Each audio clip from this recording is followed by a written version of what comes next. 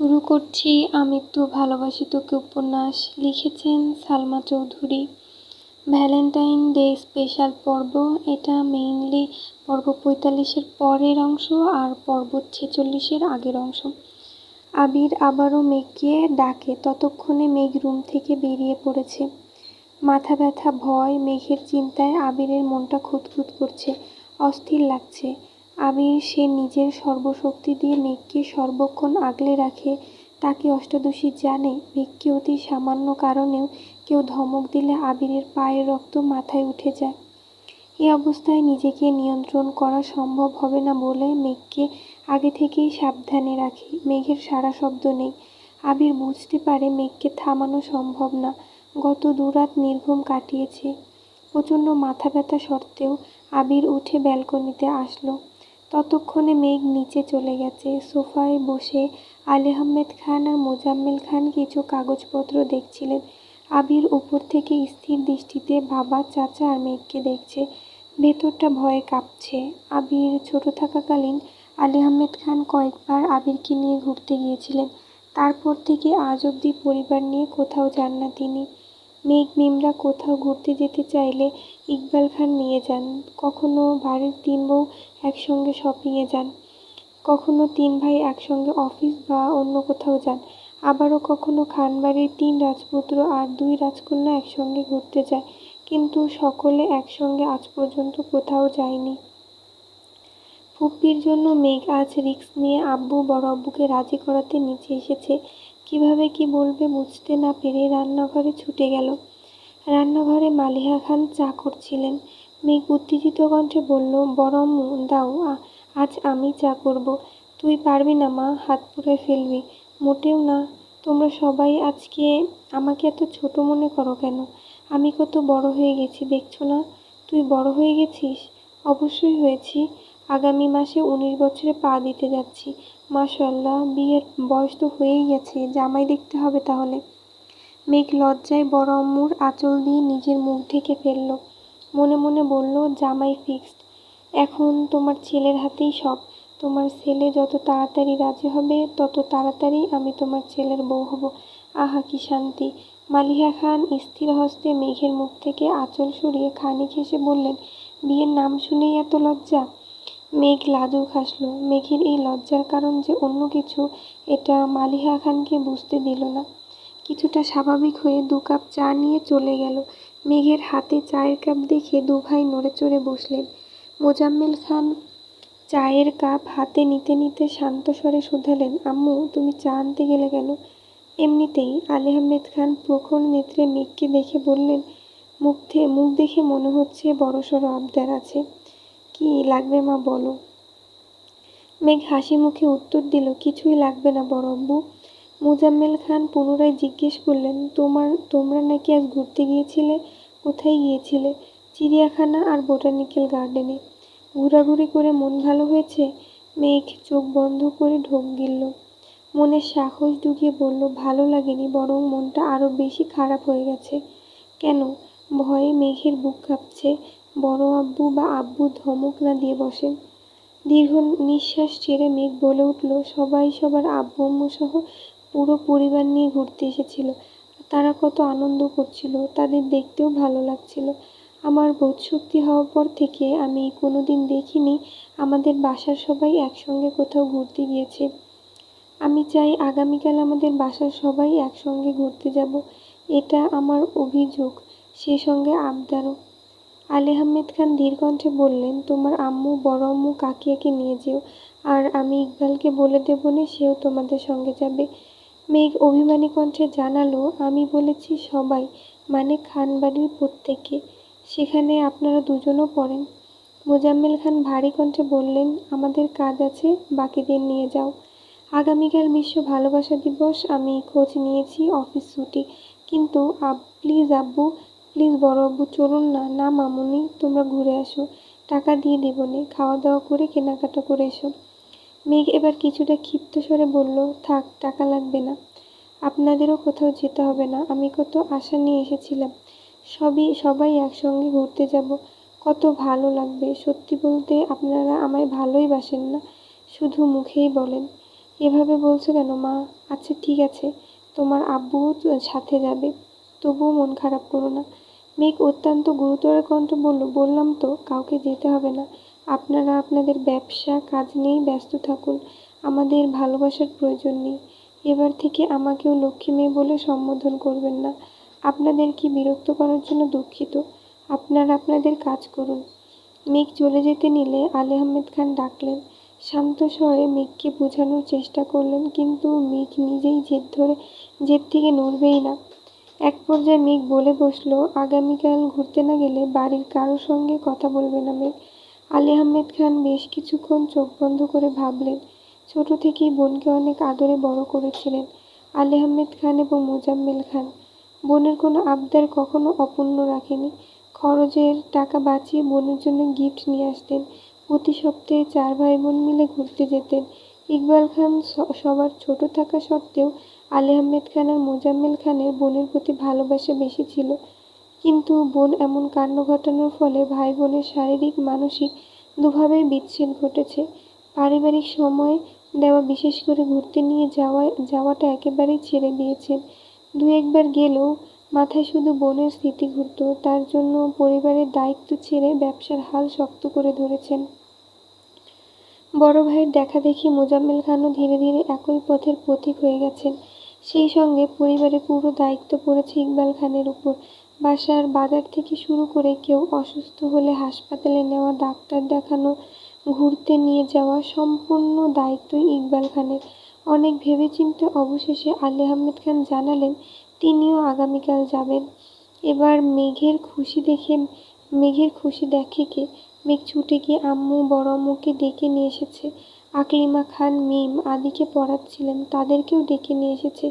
এর মধ্যে আবির নিচে নামছে। মেঘ আবিরের দিকে তাকিয়ে টানা 2বার ভ্রু নাচালো। আবির নিঃশব্দে হাসলো। চোখের ইশারাতেই মেঘের প্রশংসা করলো।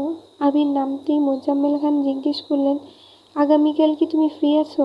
কি কি কাজ আছে? কেন চাচ্ছু? কিছু কাজ আছে। কেন চাচ্ছু? মেঘ একদম পাগল করে ফেলতেছে। আগামীকাল নাকি ভালোবাসা দিবস। সেই উপলক্ষে বাসার সবাইকে নিয়ে ঘুরতে যাবে। তুমি কি সময় দিতে পারবে? আবির উদাসীন কণ্ঠে বলল, সবাই গেলে আমায় তো সময় দিতেই হবে। কাজ না হয় পরেই করলাম। আবিরের ভাবের কথা শুনে মেঘ কপাল কুঁচকে আবিরের দিকে তাকিয়ে আছে। দিন রাত এক করে ফুপ্পিকে নিয়ে ভাবা মানুষটা ফুপ্পির সাথে সবার দেখা করানোর চিন্তায় আধমরা হয়ে যাচ্ছিল। অথচ আব্বুর সামনে সে কি সুন্দর করে বলছেন ওনার নাকি কাজ আছে। কি এমন কাজটা ওনার? এর মধ্যে ইকবাল খান বাসায় ফিরেছেন। আবিরকেও জানানো হয়েছে কোথায় যাওয়া হবে, কখন যাবে। সব সিদ্ধান্ত শেষে যে যার মতো চলে গেছে।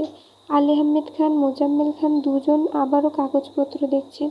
ইকবাল খান, আকলিমা খান, মিম আদি সকলেই রুমে চলে গেছেন। আবির খেতে বসেছে। আবিরকে দেখে মেঘও আবিরের বিপরীতে বসল। ডাইনিং টেবিলে আর কেউ নেই। হালিমা খান খাবার রেডি করছেন। মেঘ আবিরের দিকে তাকিয়ে বিড়বিড় করে বলল, আপনার আগামীকাল কি কোনো এমন কাজ শুনি? কোনো কাজ নেই। কেন? একটু আগে যে বললেন ব্যস্ত, কাজ আছে। আবির অশ্রুদ্বয় কিছুটা প্রশস্ত করে বলল, কখনো কখনো পরিস্থিতি বুঝে মুখে মুখে হলেও ব্যস্ততা দেখাতে হয়। সবাই এক্সাইটেড হয়ে গেলে সমস্যা আছে। মেঘ মাথা চুলকে বলল, আপনি কি ভাবেন আর কি করেন আপনিই জানেন। আবিরের প্রশস্ত ওষ্ঠ আরও বেশি প্রশস্ত হলো। আবির তপ্ত স্বরে বলল, thank you my dear sparrow, my pleasure. আজ সকাল থেকেই বাড়িতে হইচই। মিম, মেঘ আদি তিনজনই খুব এক্সাইটেড। গতকাল হুট করে আবির শাড়ি দিয়ে এসেছিল, তাই সাজার তেমন সময় পায়নি। আজ মেঘ সকাল সকাল সকাল চুলে শ্যাম্পু করে অনেকটা সময় নিয়ে শাওয়ার নিয়েছে। ভেজা চুল সেরে সারা বাড়ি ঘুরছে। সবাই রেডি হয়ে যাচ্ছে। কী ড্রেস পরবে মেঘ এখনও সিদ্ধান্তই নিতে পারছে না। ভালোবাসা দিবসে আবিরের সঙ্গে মিলিয়ে জামা পরবে, এটা আগে থেকেই ভেবে রেখেছিল। কিন্তু সারাদিন যাবৎ আবিরের কোনো হদিশ নেই। সেই বিকালে বেরিয়েছে, এখনও আসছে না। সবার বলা বলিতে মেঘ রেডি হতে চলে গেছে। মেঘ লাল রঙের একটা গাউন পরেছে, চুলগুলো বেনি করে সামনের দিকে রেখেছে। এক হাতে ঘড়ি, আরেকটাতে আবিরের দেওয়া কাচের চুড়ি থেকে এক সেট লাল রঙের চুড়ি পরেছে। আজ কানে দুল দিয়েছে, বড় দুল দিয়েছে, ঠোঁটে লাল লিপস্টিক, চোখে আইলাইনার, সাথে হালকা দেওয়া কাজল। আগে মেঘ গাঢ় করে কাজল দিত, কিন্তু আবিরের ভয়ে এখন কাজল দেওয়া ছেড়েই দিয়েছে। হঠাৎ হঠাৎ হালকা করে একটু দেয়। মেঘ রেডি হয়ে সোফায় বসে ফোন চাপছিল। এর মধ্যে আবির বাসায় এসেছে। আর চোখে মেঘকে খানিকটা দেখেই দ্রুত রুমে চলে গেল। 20 মিনিটের মধ্যেই শাওয়ার নিয়ে একেবারে রেডি হয়ে নেমে পড়েছে। আজকেও পাঞ্জাবি পরেছে। আবিরের পাঞ্জাবিটা বেশ কয়েকটা রঙের কম্বিনেশনে তৈরি, তবে সেটাতে লাল রং একটু বেশিই আছে। মেঘের ইচ্ছে পূরণ হয়েছে দেখেই মাথা নিচু করে মুচকি হাসল। আবির বাসা থেকে বেরিয়ে যাচ্ছে। পেছন পেছন মেঘও ছুটল। মেঘকে ছুটতে দেখে আবির থমকে দাঁড়ালো। মেঘ কাছে আসতেই শান্ত স্বরে বলল, ওখানে একদম শান্ত থাকবি। ফুপ্পিকে তুই চিনিস না, আর আজকের জন্য জান্নাত আপুকেও চিনিস না। ওদের দেখে উত্তেজিত হয়ে জড়িয়ে ধরতে যাবি না, মনে থাকবে? আচ্ছা ঠিক আছে, কিন্তু আপনি সকাল থেকে কোথায় ছিলেন? ফুপ্পি দুশ্চিন্তা করতে করতে অসুস্থ হয়ে পড়ছিল। আইরিন কল দিয়ে কান্নাকাটি করছিল, তাই বাসায় গেছিলাম।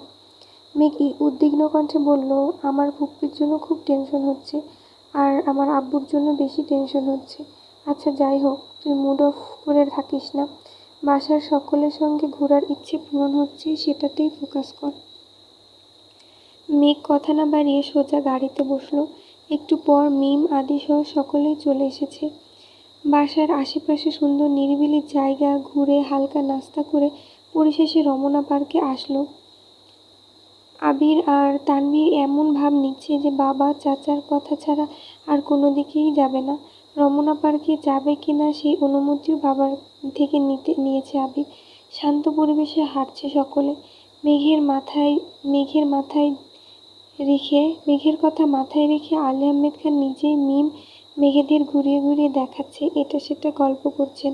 সামনের দিকে 3 ভাই মিম আদি মেঘ, তারপর 3 বউ, অবশেষে আবির আর তানভীর। ফুপ্পির কথা জানতে মেঘ ইচ্ছে করেই সামনে থেকে পিছনে এসেছে, কিন্তু পরিস্থিতি বেশ ঠান্ডা। আবির তানভীর কোনো কথা বলছে না। আবির ফোনে কাকে যেন মেসেজ পাঠাচ্ছে। তানভীর আবিরের কাছে পাত্তা না পেয়ে মেঘ চলে যেতে নিলে আবির আচমকা মেঘের হাতের কবজিতে শক্ত করে ধরে নেয়। মেঘ পেছনে ফিরতেই আবির চোখে ইশারায় বলল সামনে না আগানোর জন্য। সামনে সবার হাঁটা হঠাৎই থেমে গেছে। মেঘ এবার ঘাড় ফিরে তানভীরকে দেখার চেষ্টা করল। তানভীর কিছুই দেখেনি, ভাব করে মেঘকে ক্রস করে সামনে গিয়ে মেঘকে আড়াল করে দাঁড়িয়েছে। আবির মেঘের হাত ধরে রাখছে, এই দৃশ্য যেন কারো নজরে না পড়ে, তার জন্যই আড়াল করে দাঁড়িয়েছে। মালিহা খান জান্নাতকে দেখেই এগিয়ে গেছেন। বাকিরা সেখানেই দাঁড়িয়ে আছে। মালিহা খান উত্তেজিত কণ্ঠে বললেন, আরে জান্নাত, কেমন আছো? জান্নাত একগাল হেসে উত্তর দিল, আলহামদুলিল্লাহ ভালো। আপনি কেমন আছেন আন্টি? আপনারা সবাই বুঝি ঘুরতে এসেছেন? আলহামদুলিল্লাহ ভালো। মেঘের আবদার আজকে স্পেশাল দিনে সবাইকে নিয়ে ঘুরবে, তার জন্য আসলাম। জান্নাত এবার আলী আহমেদ খানকে উদ্দেশ্য করে বলল, আসসালামু আলাইকুম আঙ্কেল, কেমন আছেন? আলহামদুলিল্লাহ, তুমি ভালো আছো তো? জি আলহামদুলিল্লাহ। হালিমা খান স্বাভাবিক কণ্ঠে শুধালেন, তা জান্নাত, তুমি কি একা এসেছো? জান্নাত হাসি মুখে বলল, না, বলে ঘাড় ফিরিয়ে তাকিয়ে আছে। নিচে বসা মহিলার দিকে তাকালো। মালিহা খান কিছুটা পিছিয়ে আলী আহমেদ খানের কাছাকাছি এসে আস্তে করে বললেন, উনি মনে হয় জান্নাতের আম্মু। আপনাকে যে বলেছিলাম কিছু তো বললেন না। আজকে তাহলে আমাদের বাসায় দাওয়াত দিবনে, আপনি কি বলেন? ঠিক আছে, তোমার যেহেতু এত ইচ্ছে দিও দাওয়াত, আমার কোনো সমস্যা নেই। মালিহা খানের মুখের উজ্জ্বলতা জল করছে। উত্তেজিত কণ্ঠে জান্নাতকে প্রশ্ন করলেন, উনি তোমার আম্মু না? ডাকো, একটু কথা বলি। জান্নাত ঘাড় ঘুরিয়ে ডাকলো, আম্মু এদিকে আসো। ঠোঁটে হাসি রেখেই জান্নাত মালিহা খানকে বলল, উনি আমার শাশুড়ি আম্মু। সহসা স্তব্ধ হয়ে গেছে সব কিছু। মালিহা খান অবিশ্বাস্য চোখে তাকিয়ে আছে জান্নাতের দিকে। জান্নাতের কথা শুনে আলী আহমেদ খানও কপাল কুঁচকালো। মালিহা খান পীরাই আবিরের জন্য জান্নাতের কথা বলেন, কিন্তু আলী আহমেদ খান তেমন সাড়া দেননি বলে এতদিনে কিছুই বলতে পারেনি। অথচ সেই মেয়ে বিবাহিত। ওনাদের সাথে সাথে বাকিরাও অবাক চোখে তাকিয়ে আছে। মালিহা খান এতটাই শকড যে কিছুই বলতে পারছেন না। এদিকে আবির মেঘের হাত ধরেই রেখেছে যাতে মেঘ কোনোভাবেই সামনে না যায়। তানভীর মেঘের সামনে দাঁড়ানো, তাই মেঘ জান্নাত আপুর কথা শুনলেও আপুকে দেখতে পারছে না। মেঘ ঘাড় কাত করে জান্নাতকে দেখার চেষ্টা করছে। আকলিমা খান খানিক ভেবে প্রশ্ন করলেন, তোমার বিয়ে কবে হয়েছে? অক্টোবরের 12 তারিখ আন্টি। মালিহা খান এবার দ্বিতীয়বারের মতো আশ্চর্য হলেন। আজ ফেব্রুয়ারি 14, মানে 4 মাসের উপর হয়েছে জান্নাতের বিয়ে হয়েছে, অথচ উনি তাকে ছেলের বউ বানাতে উঠে পড়ে লেগেছিলেন। হালিমা খান বললেন, আমাদের বললে না তো। আসলে আন্টি, হুট করে বিয়ের দিন তারিখ ঠিক হয়েছিল আর ওই রকম প্রোগ্রামও করা হয়নি, তার জন্য আর বলা হয়নি। তা তোমার হাজবেন্ড কি করে? জবের জন্য আপাতত দেশের বাইরে আছেন, দোয়া করবেন আমাদের জন্য। ফি আমানিল্লাহ। স্বামী সংসার নিয়ে সুখে থাকো। মালিহা খানের চোখ মুখ ফ্যাকাশে হয়ে গেছে। জান্নাতকে দেখে যতটা উত্তেজিত ছিল, এখন ঠিক ততটাই নিরুদ্বেগ। কোমল দৃষ্টিতে জান্নাতের দিকে তাকিয়ে আছে। জান্নাত পুনরায় একটু উঁচু স্বরে ডাকলো, কি হলো আম্মু, আসো। এবার মহিলা উঠলেন, মাথায় ওড়না দেওয়া, মাথা নিচু করে এগিয়ে এসে ভরাট শীতল কণ্ঠে বললেন, আসসালামু আলাইকুম। আস্তে করে সকলেই সালামের উত্তর দিয়ে তাকালেন সেই মহিলার দিকে। মহিলা মুখ তুলে তাকাতেই চোখাচোখি হলো আলী আহমেদ খানের সাথে। পাশে তাকাতেই মোজাম্মেল খান। প্রকৃতি যেন থমকে গেছে। মুহূর্তের নিস্তব্ধতায় ছেয়ে গেছে সব কিছু। মাহমুদা খানের দৃষ্টি একে একে সকলকে দেখছে। মালিহা খান, ইকবাল খান, পেছনে হালিমা খান আর আকলিমা খানকেও এক পলক দেখে নিলেন।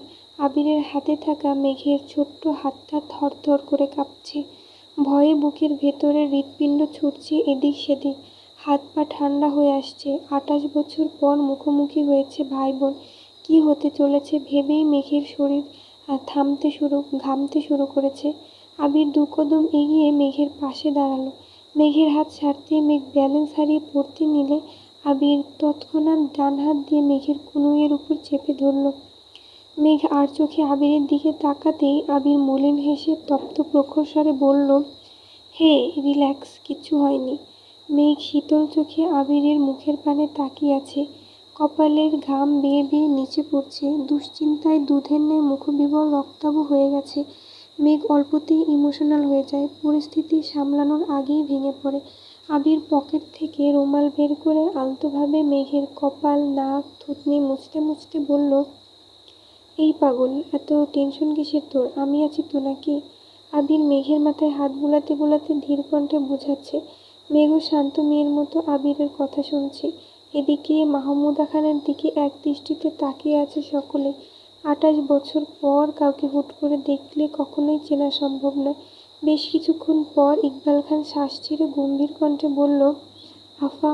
মিম আদি একবার আব্বুর দিকে তাকাচ্ছে, আবার মহিলাকে দেখছে, আবার ঘাড় ভিড়ে বাকিদেরও দেখছে। হালিমা খান আর আকলিমা খান মাহমুদা খানকে বাস্তবে দেখিনি, 2-একবার শুধু ছবি দেখেছিল, তাই তেমন চিনে না।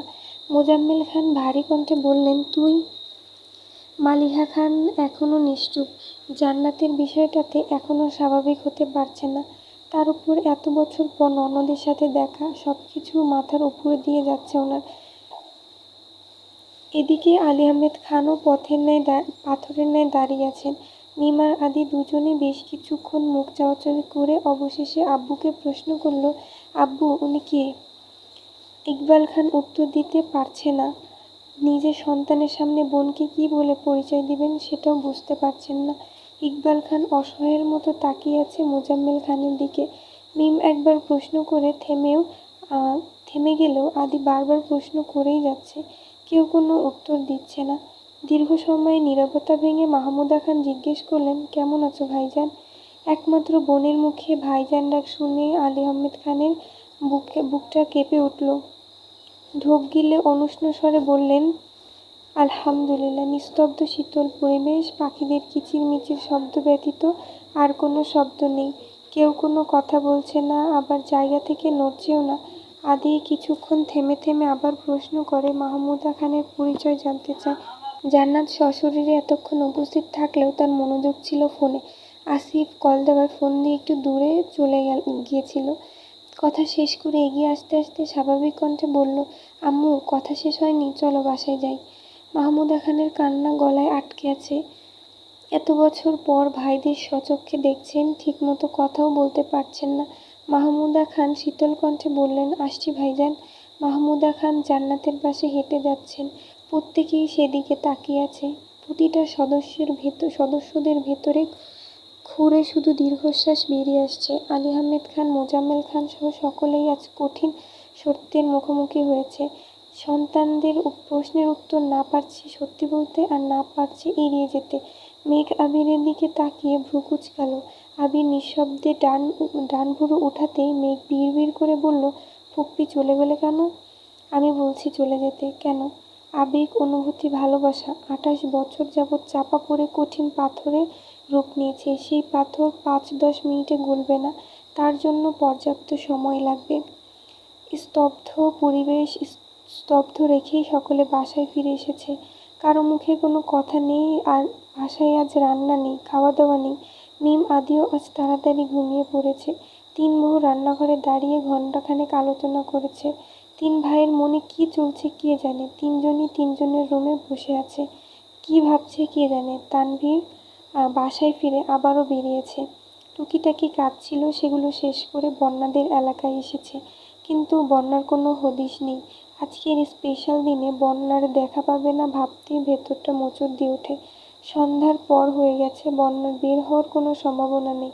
কিন্তু তানভীরের মন যেতেই চাইছে না। প্রায় 1 ঘন্টা অপেক্ষার পর তানভীর বন্যাকে কল দিল। বন্যা কল রিসিভ করতেই তানভীর বলল, এই মেয়ে, কোথায় আছো? তানভীরের ধমকের স্বরে কথা বলাতে বন্যা না চাইতেও কেঁপে উঠল।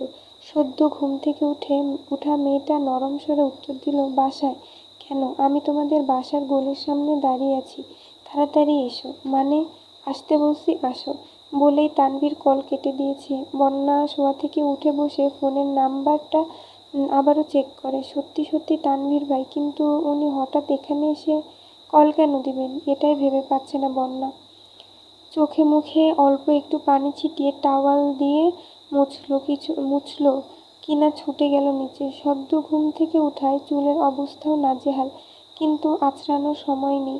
নিচে বন্যার ভাই টিভি দেখছিল।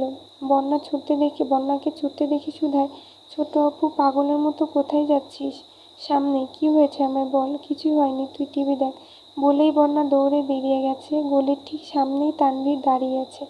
তানভীরকে দেখা মাত্রই দৌড়ে গতি কমে গেছে, ধীর গতিতে এগিয়ে গেল। গলায় ওড়না পেঁচানো, চুল অগোছালো, মুখ মলিন হয়ে আছে। তানভীর কপাল গুটিয়ে সূক্ষ্ম নেত্রে বন্যাকে নিরীক্ষণ করল। বন্যা কিছু বলার আগেই তানভীর ভারী কণ্ঠে বলল, সন্ধ্যাবেলা চুল ছেড়ে বের হয়েছ কেন? আর চুলের এ দশা কেন? মাথায় ওড়না দাও। বন্যা ওড়না মাথায় দিতে দিতে নিরুদ্বেগ কণ্ঠে জবাব দিল, ঘুমিয়েছিলাম। অসময়ে ঘুমাও কেন? সন্ধ্যাবেলা ঘুমাতে নেই তুমি জানো না? জানি, ঘুম পাচ্ছিল তাই। হাতের কি অবস্থা দেখি। বন্যা আস্তে করে হাত বাড়ালো। ব্যান্ডেজ খুলে ফেলেছে। তানভীর বন্যার হাত ধরে ফোনের আলো দিয়ে ভালোভাবে হাতটা দেখলো, তারপর ধীর স্বরে বলল, দেখে শুনে কাজ করতে পারো না? কিছু ওষুধ বন্যার হাতে দিয়ে বলল, এই ওষুধগুলো ঠিক মতো খেও, তাড়াতাড়ি ঠিক হয়ে যাবে। গতকালই নিয়ে আসতাম, কিন্তু জরুরি কাজে বের হয়েছিলাম, আর এত রাতে বের হতে পারবে না তাই আসিনি। আমি ওষুধ খাচ্ছি। আজ থেকে এগুলা খাবা। আন্দাজে আনিনি, ডাক্তারের সাথে কথা বলেই নিয়ে এসেছি। এটুকু বিশ্বাস রাখতে পারো। বিশ্বাসের কথা আসছে কোথা থেকে? আমি বলেছিলাম আর কিছু বলতে হবে না, খাবারগুলো খেয়ে নিও। নাও। এত কিছু কেন এনেছেন? এসবের কোনো দরকার ছিল না। তাহলে কি দরকার ছিল? এনে দিয়ে যাচ্ছি। আল্লাহ, কিছুই দরকার নেই আমার। মেঘ কোথায়? বাসায়। কল দিলে কল ধরে না, একটু বলে দিবেন প্লিজ। বনু একটু টেনশনে আছে, টেনশন ফ্রি হলে নিজেই কল দেবে। বন্যা চিন্তিত কণ্ঠে শুধালো, কি হয়েছে? তেমন কিছু না, বাসায় একটু সমস্যা চলছে, জানোই তো। বনু অল্পতেই হাইপার হয়ে যায়। আর কি? এই আর কি। বন্যার মাথায় আবির ভাইয়ের কথা ঘুরছে। বাসার আর কোনো সমস্যার কথাও বন্যার মাথায় আসছে না। তবে কি আবির ভাইয়ের সঙ্গে সমস্যা হয়েছে? বন্যা উদ্বিগ্ন কণ্ঠে আবারও প্রশ্ন করল, বাসায় কি সমস্যা হয়েছে বলা যাবে প্লিজ? বনুকে জিজ্ঞেস কইরো, বনুই বলবে। সন্ধ্যার পর এতক্ষণ বাইরে থাকা ঠিক না, বাসায় চলে যাও। জি আচ্ছা, ধন্যবাদ। বন্যা গলি দিয়ে চলে যাচ্ছে। লাইটের আলোতে তানভীর স্থির দৃষ্টিতে চেয়ে সেই দৃশ্য দেখছে। এদিকে বাসার হিমশীতল পরিবেশ দেখে মেঘের খুব ইচ্ছে হচ্ছে। মেঘ বাসায় ফিরে ফুপ্পির সঙ্গে কথা বলেছে। বেশ কিছু সময় যাবৎ আবির সোফায় হেলান দিয়ে বসে আছে। ড্রয়িং রুমে আর কেউ নেই। মেঘ ব্যালকনি থেকে আবিরকে দেখেই নিচে আসলো। আবিরের চোখ বন্ধ দেখে মেঘ মৃদুস্বরে ডাকলো, আবির ভাই। আবির চোখ মেলে আর চোখে তাকালো, কিছুই বলল না। মেঘ আবারও বলল, এখানে বসে আছেন কেন? রুমে যান।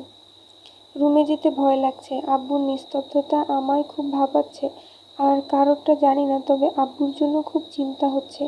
বড় আম্মু খুব কষ্ট পাইছে। জান্নাত আব্বুর বিষয়টা আগে জানিয়ে দিলেই হতো। আম্মুর কষ্ট পাওয়াটা আহামরি কিছু না। আর আমি বারবার বারণ করা সত্ত্বেও আমার বউ ভাবতে হয় কেন? কয়েকবার বলার পরেও যেহেতু মানেনি, তাই আমি আর কিছুই বলিনি। বউ ভাবতে থাকুক, আমায় না হোক, আসিফ ভাইয়ের বউ তো। আমি যেটা চেয়েছিলাম ওইটা হয়নি। কি চেয়েছিলেন? তানভীরকে দিয়ে জান্নাতকে আনাইছি। তানভীর আর জান্নাতের বয়স কাছাকাছি। আমি ভাবছি আম্মু আর মামুনি করলে তানভীরকে নিয়ে সন্দেহ করবে, আর আমি ওটাকে কাজে লাগাবো। উল্টো আমি ফেঁসে গেছি। আম্মু ডিরেক্ট আমার বউ বানানোর চিন্তা করে ফেলেছে। তার মানে এসব আপনাদের প্ল্যান? হ্যাঁ, সবটাই পরিকল্পিত। আগে যে বলেছেন আমার জন্য জান্নাত আপুকে এনেছিলেন, তোর জন্যই তো আনছি। ফুপ্পি কি তোর না? চান্স কি তুই পাসনি? তাহলে কার জন্য করছি এসব? মেঘ নিশ্চুপ। আবির পুনরায় বলল, তোর জন্য যদি শুধু শিক্ষক লাগতো, তবে এই শহরে ভালো শিক্ষকের অভাব ছিল না। তারা তোকে দায়িত্ব নিয়ে পড়িয়ে চান্সও পাওয়াতে, কিন্তু ফুপ্পির সাথে কিভাবে সম্পর্কটা ঠিক করব তা ভেবে পাচ্ছিলাম না। একমাত্র উপায় ছিল জান্নাত। জান্নাত তোকে পড়ালে আর তুই চান্স পেলে বাসার মানুষের জান্নাতের প্রতি পজিটিভ চিন্তা আসবে। তখন ধীরে ধীরে ফুপ্পির সংস্পর্শে আসা যাবে। আরেকটা হচ্ছে বউ বানানোর চিন্তা। ওইটা আসলে গুরুতর ছিল না। তানভীরকে দিয়ে আনাইছিলাম কারণ আমি দেশে ছিলাম না। দেশে ফিরে আমি টিচার কিভাবে হব? তাছাড়া জান্নাত যে রাকিবের বোন, এটা জানলে সবাই শিওর ধরে নিত আমার আর জান্নাতের সম্পর্ক আছে। এজন্যই মূলত তানভীরকে দিয়ে আনানো। কিন্তু তাতে কোনো লাভ হলো না। মেঘ কপাল চুলকে বিড়বিড় করে বলল, আপনি খুব চালাক। মাগনা হিটলার বলি না আপনাকে? চালাক আর হতে পারলাম কোথায়? নিয়তির বেড়াজালে বন্দি হয়ে আছি আমি। কি হয়েছে? কিছু না, রুমে গিয়ে রেস্ট নে। মেঘ রুমে এসে টেবিলের উপর মাথা রেখে চোখ বন্ধ করে শুয়ে আছে। 20-25 মিনিট পর আবির দরজায় আসলো। ঠান্ডা কণ্ঠে বলল, আসবো? মেঘ মাথা তুলতেই দেখলো আবির। মৃদু হেসে বলল, আসুন। আবির হাতে নুডলসের বাটি নিয়ে রুমে ঢুকলো। মেঘের টেবিলে নুডলসের বাটি রেখে বলল, রাতে রান্না করেনি, এটা খেয়ে নেন। নুডলস আপনি রান্না করেছেন? হ্যাঁ। আপনিও নুডলস রান্না করতে পারেন? জি ম্যাডাম। আর কি কি পারেন? কি খেতে চান শুধু তাই বলুন। বাহ, এত কনফিডেন্স। মেঘ মায়াবী দৃষ্টিতে আবিরকে দেখছে। আবিরের কণ্ঠে এই শুনলে অষ্টাদশীর কোমল হৃদয় ঘূর্ণিঝড় হয়ে যায়। মাত্র রান্না করে আসায় আবিরের শরীর কিছুটা ঘেমে গেছে। ঘামে ভেজা কপালে চুল লেপ্টে আছে। নাকের ডগায় ঘাম চিকচিক করছে। দাড়িগুলোতেও চোখ পড়তেই অষ্টাদশী ঢোক গিলল। সম্পূর্ণ আবিরই অষ্টাদশীর প্রিয়, তবে আবিরের দাড়ি অষ্টাদশীর ইমোশন। দাড়িতে নজর পড়তেই ছুঁতে ইচ্ছে করে, আর কোনোভাবে স্পর্শ করলেও গা শিউরে ওঠে। আবিরের দাড়ি দেখতে দেখতে আবিরের গালে কিস করার ঘটনা মনে পড়ে গেল। অমনি মেঘ লজ্জায় মাথা নিচু করে বলল। আবির মৃদুস্বরে শুধালো, কি হয়েছে? কোনো সমস্যা? মেঘ মনে মনে আওড়ালো, আপনি মানুষটা আগাগোড়াই সমস্যা। মায়ার চাদরে আবদ্ধ করে দিনকে দিন প্রগাঢ় মনকে অনুগ্রহ করে তুলছেন। কি ভাবছিস? তেমন কিছু না। বল শুনি। বলবো? বল। ধমক দিবেন না তো? না। ধমক দেবো কেন? তোর মনে যা যা অজ্ঞাত কথা আছে বল, সব শুনবো আমি। আমি বলতেই মেঘের ফোনে কল বেজে উঠল। মেঘ ফোন হাতে নিতেই দেখলো মিনহাজের কল। আবিরের চোখে মিনহাজ নাম পড়া মাত্রই আবিরের রগে রক্ত সঞ্চালন বেড়ে গেছে। রাগে শরীরের গরম হতে শুরু করছে। চোখ রক্তাভ হয়ে গেছে। মেঘ কল কেটে দিয়েছে। তারপরও আবার কল দিচ্ছে। আবির ফ্লোরের দিকে তাকিয়ে রাগ কমানোর চেষ্টা করছে। আজকের স্পেশাল দিনে আবির মেঘকে একটু সময় দিতে পারেনি। তাই ভেবেছিল আজ মেঘের মনে সুপ্ত অনুভূতি জানবে। যতটা সম্ভব মেঘকে আশ্বস্ত করবে। কিন্তু মিনহাজ কল দিয়ে সব ধ্বংস করে দিয়েছে। মিনহাজের দ্বিতীয় কল রিসিভ করলো মেঘ। মিনহাজ আধো আধো কণ্ঠে বলল, বেবি হ্যাপি ভ্যালেন্টাইন্স ডে। কথা কানে ঢোকা মাত্রই আবিরের কান দিয়ে গরম বাতাস বের হতে শুরু করেছে। ক্রোধে এক হাতে কপালের দুপাশ চেপে ধরেছে। বসে থাকতে ইচ্ছে করছে না। বসা থেকে উঠে দীর্ঘ কদম ফেলে রুম থেকে বেরিয়ে গেছে। মেঘ আবিরের প্রস্থানের শব্দ শুনেই ঘাড় ফিরিয়ে দেখল। রাগে গজগজ করতে করতে মিনহাজকে বলল, হারামি, রাখ তোর ভ্যালেন্টাইন। আমার ভ্যালেন্টাইনের 18টা বাজায় দিছিস। আমায় বেবি বলবি না বানর। তুই জীবনেও ভালো হবি না। কল কেটে দেওয়ার পর বারবার কেন কল দিচ্ছিস? আমার কপালটাই খারাপ। ধুর, ভাল লাগে না, বাই। মেঘ রাগে ফুঁসতে ফুঁসতে কল কেটে দিয়েছে।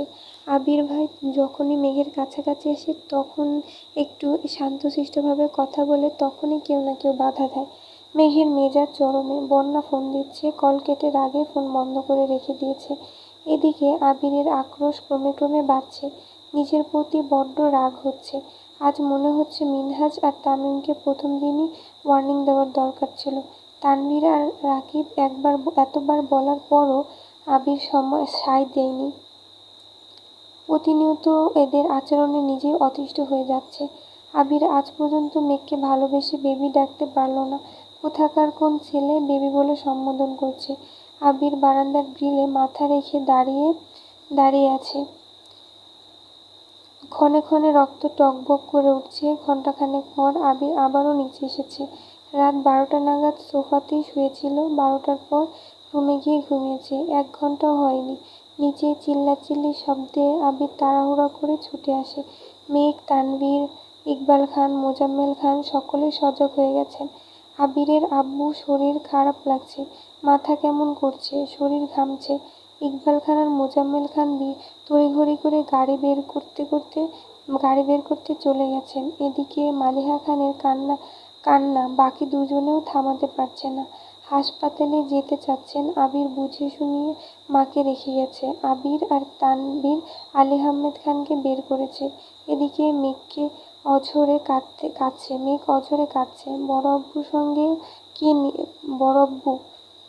বড় আব্বুর সঙ্গও কে নিতেই হবে। ঘরে মায়ের কান্না থামাতে পারছে না। এদিকে মেঘ মেইন গেট পেরিয়ে বাড়িতে এসেই কেঁদেই যাচ্ছে। রাত প্রায় 2টা বাজছে। আবির কয়েকবার মেঘকে ভেতরে যেতে বলেছে, কিন্তু মেঘ জায়গা থেকে নড়ছেই না।